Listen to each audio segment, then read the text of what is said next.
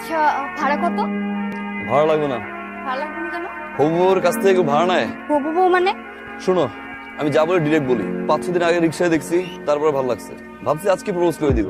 ওই যে পিছে পিছে ঘুরো, প্রপোজ করো, রিলেশনশিপে যাও, এটা আমার দ্বারা সম্ভব না। আমি ডিরেক্ট বিয়ে করে ফেলবো। তোমার ভালো লাগছে, রাত্রে আমি তোমাকে ফোন দিচ্ছি, যাও। কে এটা? কোনটা? এই ছেলেটা তোর পিছনে পিছনে আসলো, সেই ছেলেটা কে? ছেলেটাকে না আপু আমিও চিনি না। আমি কলেজে যাব, বাসার নিচে দেখি ছেলেটা বাইক নিয়ে দাঁড়ায় আছে। আমি তো ভাবলাম কোনো রাইডার হবে। কলেজের সামনে নামার পর আমি টাকা দিব, ছেলেটা টাকা নিবে না, বলে হবু বউয়ের কাছ থেকে কেউ টাকা নেয়? এত বড় সাহস, তোর ফোন দিছে, ফোন দে, ফোন দে। হ্যালো, এই কথা বলছ না কেন? মুখ দিয়ে কথা বেরিয়েছে না কেন এখন?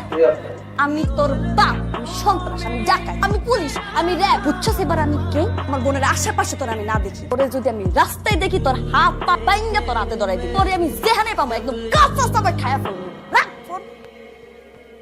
শোন, এই পুরা জিন্দিগিতে বাইচে থাকে তোর সামনে আর আসবে না।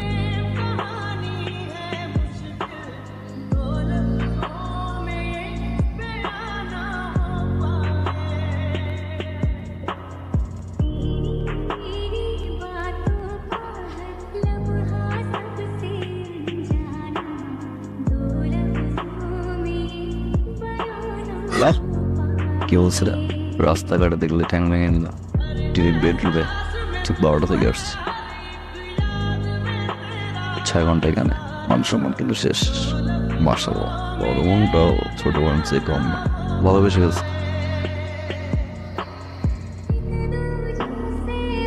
আপনি পারবেন?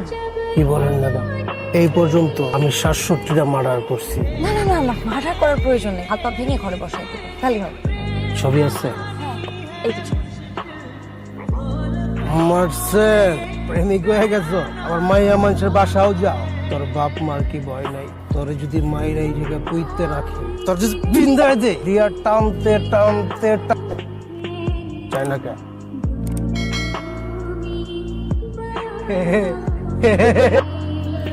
ভাই, আমি একটা ছোট্ট বিয়ে করছিলাম, বউ আমার বলছে চুলটা কাটে, আমি চুলটা কাটি নাই। ম্যাডাম আপনি কার কাছে পাঠাইছেন? ওই হালাই তো একটা বেয়াদব। আর কি কইছে জানেন ম্যাডাম, ওই আপনারা অনেক ভালোবাসে, অন্য লেভেলের ভালোবাসে। ওর ভালোবাসার মাঝখানে কেউ যদি বেগরা দেয়, ওরা যে কি করবো নিজেও জানে না।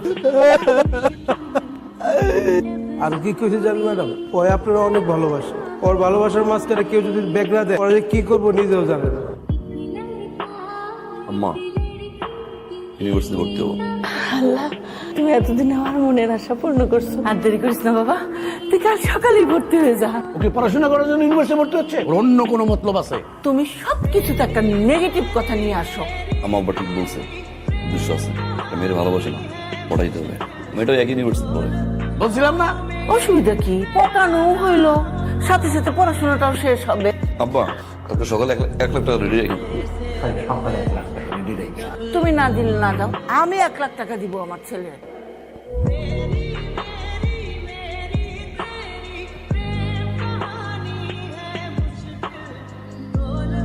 এই মেয়ে, shut up! আচ্ছা বলো, what is translator? What is translator? Sorry sir, ভুলে গেছি স্যার। সরি কেন?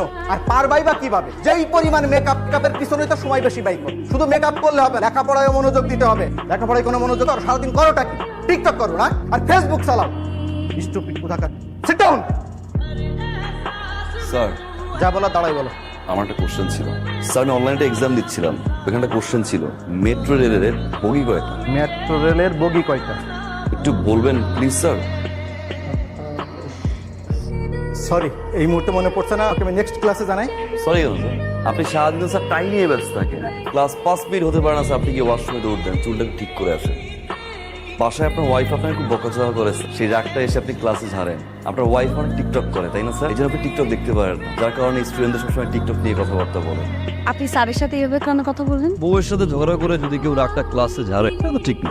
তাই বলে আপনি পুরো ক্লাসের সামনে স্যারকে এভাবে অপমান করে কথা বলবেন? তোমার নিয়ে যদি কেউ বাজে কথা বলে, স্যার তো দূরের কথা, এলাকার কমিশনার ছাড়বা। তুমি মনে হয় ইউনিভার্সিটি বাসে যাবা, যাও, আজকে অনেক জ্যাম, গরম। ড্রপ দিতে যাচ্ছেন তাই তো?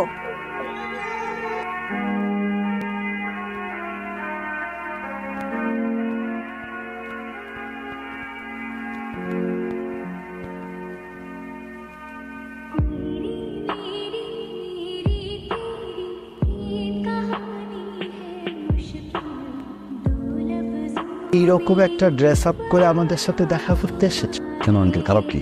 আঙ্কেল একটা কথা বলুন তো আমাকে, শার্ট প্যান্ট ইন করে আসলে কিছু বদলো? আসলে পোশাক দিয়ে মানুষকে জাজ করা ঠিক না। আচ্ছা ঠিক আছে, তুমি কি করো? সমাজ সেবা বলতে পারেন, সমাজ। তার মানে বেক। তোমার বাবা কি করেন? সরকারি কর্মকর্তা। আর তোমার মা কি করেন? House wife. তুমি একটু ভিতরে যাও, আমি ওর সাথে কথা বলি। তুমি কিভাবে ভাবলে তোমার মতন একটা ছেলের সাথে আমার মেয়ে বিয়ে দেবে?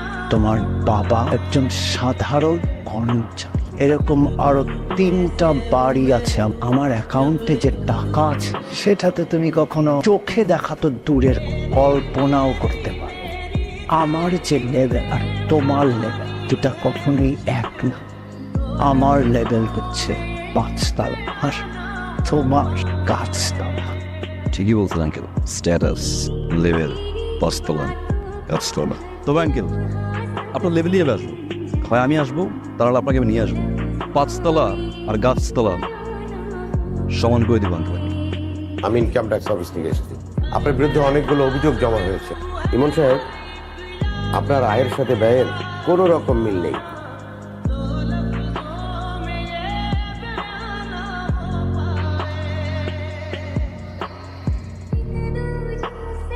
আরো কিছু বাকি আছে আঙ্কেল। লেভেল করছিলেন না, অহংকার পতনের মূল। কি বলছিলাম? আমি 5 তলায় যাবো, নাহলে গাছতলায় না। আমি তো ছেলেটারে খারাপ কিছু করিনি, আমার উপর প্রতিশোধ নিচ্ছে। সত্যি কথা বলতে, সে আমার মেয়েরে কখন ভালোই বাসে। যদি ভালোবাসতো তাহলে এই অন্যায়টা সে করতে পারত। সে ভালোবাসছে আমার টাকা পয়সা। আমি এখন রাস্তায় বাইরে দিতে পারি, লোকজন আমার দিকে আঙুল তুলে। কি আবার ফোন ধরানো যে? কার সাথে কথা বলবো? একটা বেয়াদবের সাথে। মানে যেই মানুষটা তার ভালোবাসার মানুষের বাবাকে রাস্তায় নামায় দেয়, তার সাথে আমি কথা বলবো? আমার বাবা কেন, পৃথিবীর কোনো বাবা তোমাকে মাইনে নিবে না। ওই কিভাবে ভালোবেসে ফেলছে আমি নিজেও জানি। অ্যাকচুয়ালি তুমি কখনো আমাকে ভালোই বাসো না, তুমি ভালোবাসছো আমার বাবার টাকাকে। তুমি আসলে একটা ছোট লোক। আমি তোমার এই চেহারা তোমার জীবনে দেখতে চাই না। ঘৃণা করে তোমাকে আমি। কথা শোনো। এই একদম পুলিশে ধরাই দিব। খবর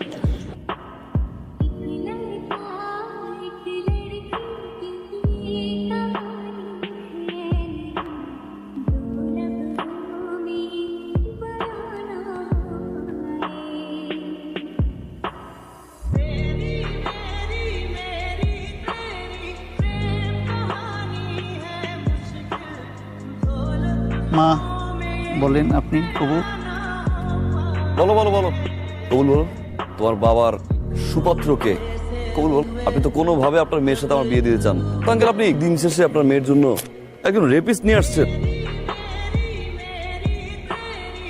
কি বলতেছো তুমি? কে রেপিস্ট? 2003 সালে স্কুল পড়ুয়া একটা মেয়েকে 6টা ফ্রেন্ড মিলে ধর্ষণ করে এই জানোয়ারের বাচ্চা একজন। দেখেন, আপনার সুপাত্রের নিউজটা অনেক কষ্ট করে ম্যানেজ করছি পত্রিকাটা। বল আঙ্কেল। এই রেপিস্ট ছেলের সাথে আমার মেয়ের বিয়ে দিব? বেরোন এখান থেকে। Thank you very much.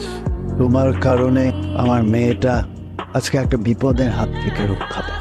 অবৈধ সম্পত্তি অর্জন করে হয় কাজ, কখন কি জানি ঘটে যায়। আমি সারা ঘুমাতে পারতাম, কিন্তু এখন আমি নিশ্চিন্তে ঘুমাতে। সেদিন তোমাদের সাথে সত্যি অন্যায় করছি। তুমি সত্যি আমার মেয়েকে ভালো। তোমাদের বিয়েতে এখন আমার আর কোনো আপত্তি নেই।